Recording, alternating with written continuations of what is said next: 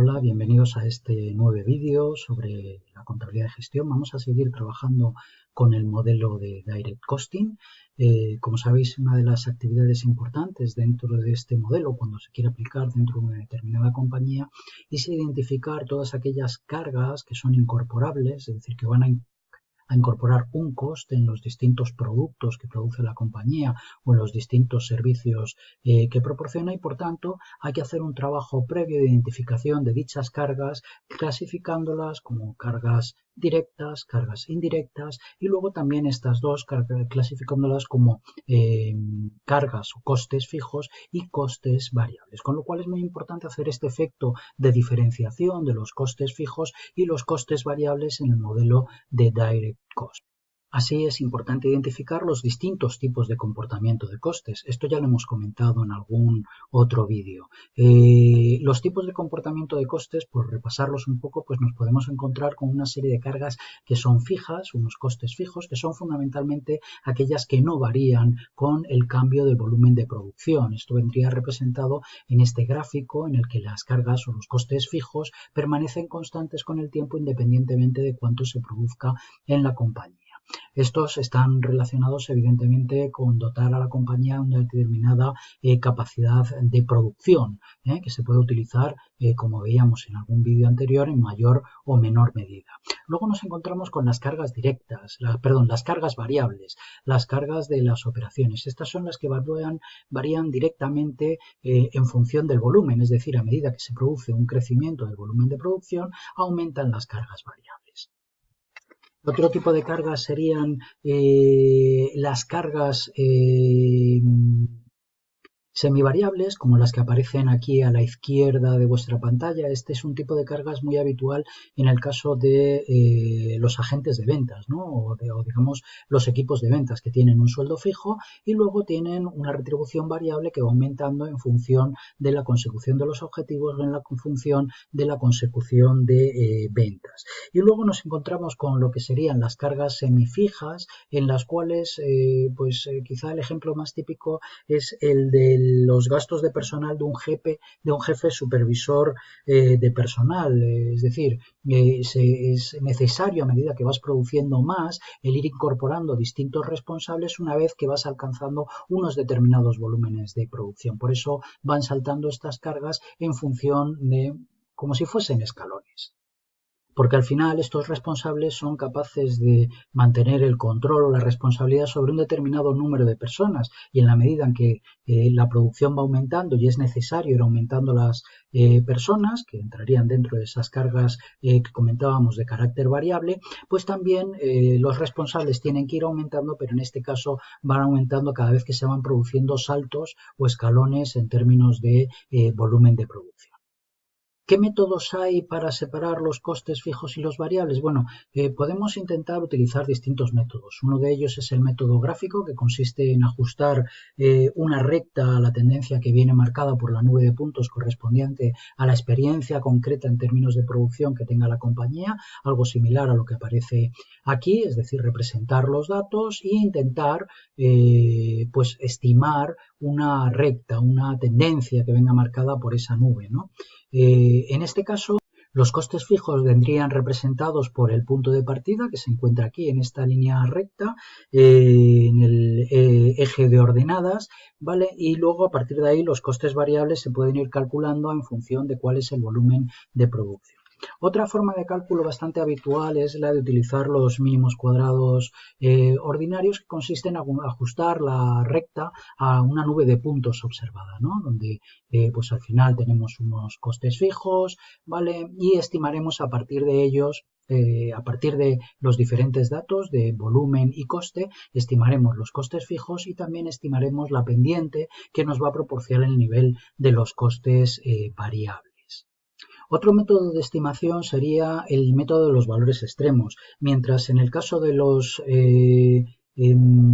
del método gráfico y de los mínimos cuadrados ordinarios estaban apoyados en una serie de relaciones entre el volumen de producción y el coste, en este método de los valores extremos básicamente lo que necesitamos son dos puntos, dos observaciones prácticamente nada más, dos situaciones extremas de volumen de producción, y suponiendo que entre estos dos puntos hay una relación funcional que liga los costes y el volumen de producción de tipo lineal, pues lo que hacemos es estimar cuál sería el coste variable por unidad, tal como muestra aquí, que básicamente consiste en calcular cuál es esta pendiente que es la que nos va a marcar el ritmo de crecimiento de los costes en la medida que vaya creciendo el volumen de producción.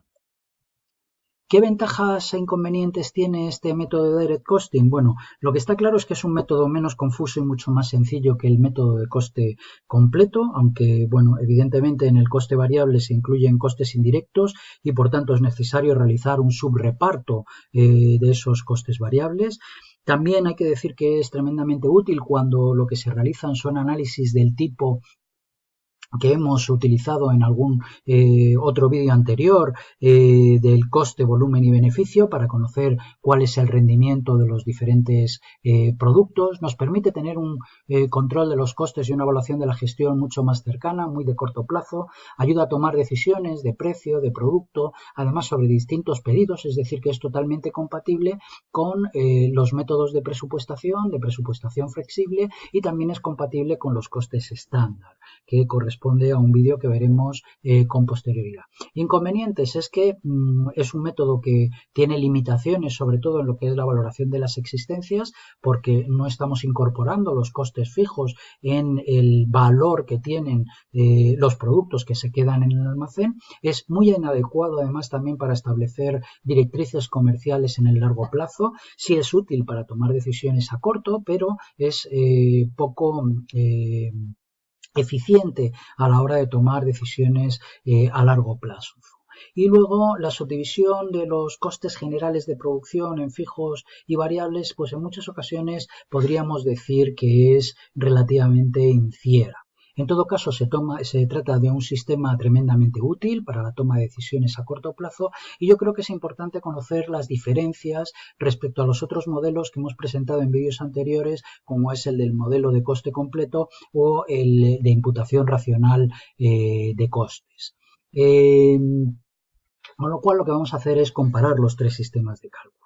El sistema de full costing, el de coste completo, al final lo que hace es distribuir todos los costes de producción entre los productos y los servicios, y luego pues evidentemente los costes que no son de producción son cargados directamente al resultado, con lo cual quedan excluidos de la valoración de las existencias. En el caso del Direct Costing, solo los costes variables de producción son asignados a los productos y por tanto incluidos en la valoración de las existencias, y los costes fijos no son asignados a los productos, sino que son considerados como costes del periodo.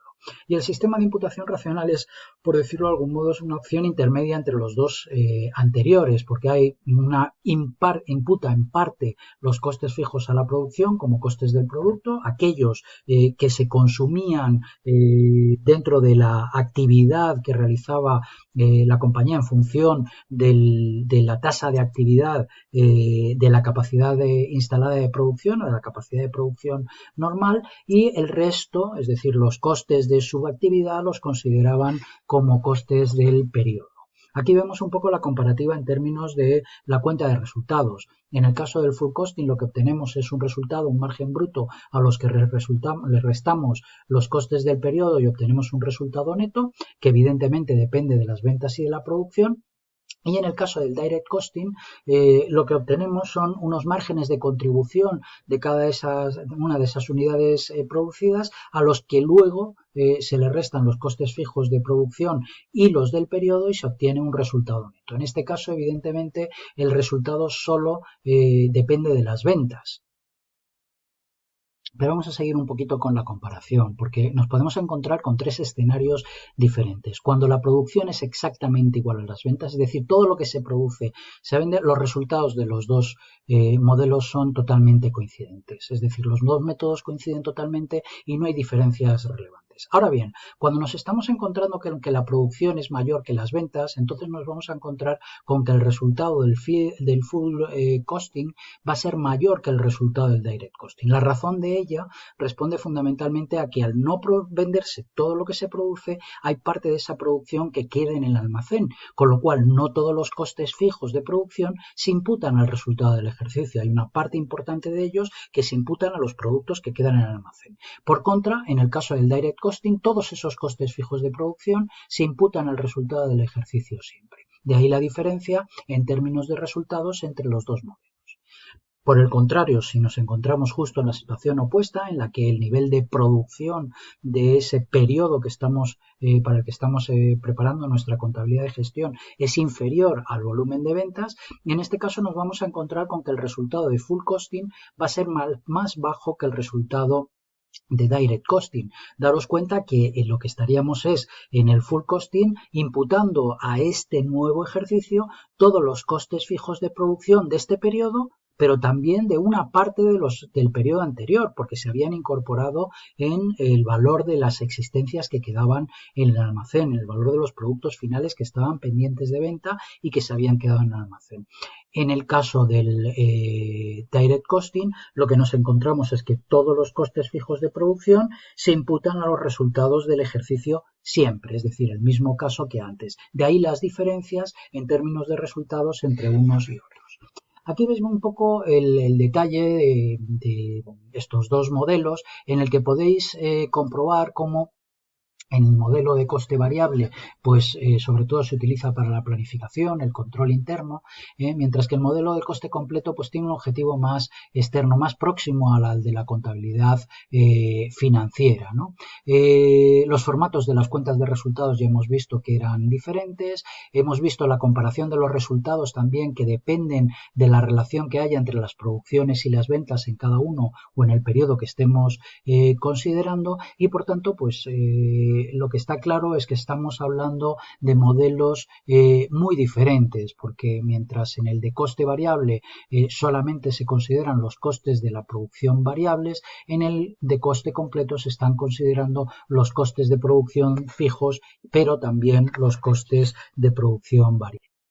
Por último, vamos a introducir un modelo que es una pequeña modificación del direct costing, que es el de direct costing perfeccionado. En este caso, fundamentalmente consiste en que todas las cargas fijas no pueden ser consideradas cargas del periodo. Esto lleva a distinguir entre cargas fijas del periodo comunes y cargas fijas de cada uno de los portadores de costes, que como ya sabemos, en nuestro caso pues son los productos, las líneas de productos o los centros de actividad. Tal vez lo más relevante es que aparecen unos costes directos fijos o propios del producto que por una parte desaparecerán si desapareciera el producto y por otra son independientes del volumen de producción o venta, son propios del producto. Aquí, por tanto, lo que se hace fundamentalmente es separar los costes fijos entre los que se pueden asignar directamente a cada producto que se vende y los que no, ¿no? Entonces aquí el principal elemento que aparece adicional es este en el movimiento interno de valores, que es el margen semibruto, ¿vale? En el que una vez que hemos restado todos los costes directos e indirectos de tipo variable que hemos imputado a los productos, bien a través de los centros, bien directamente, le restaríamos los costes directos fijos y obtendríamos un margen semibruto. Y de los costes indirectos fijos, que son los que no podemos asignar directamente a cada producto, pues lo que nos permitiríamos es pasar del margen semibruto al margen neto. Aquí tenemos un poco un ejemplo de cómo se produce todo este movimiento interno o el proceso que se sigue en la presentación de márgenes. Tenemos los márgenes brutos de cada uno de los distintos productos.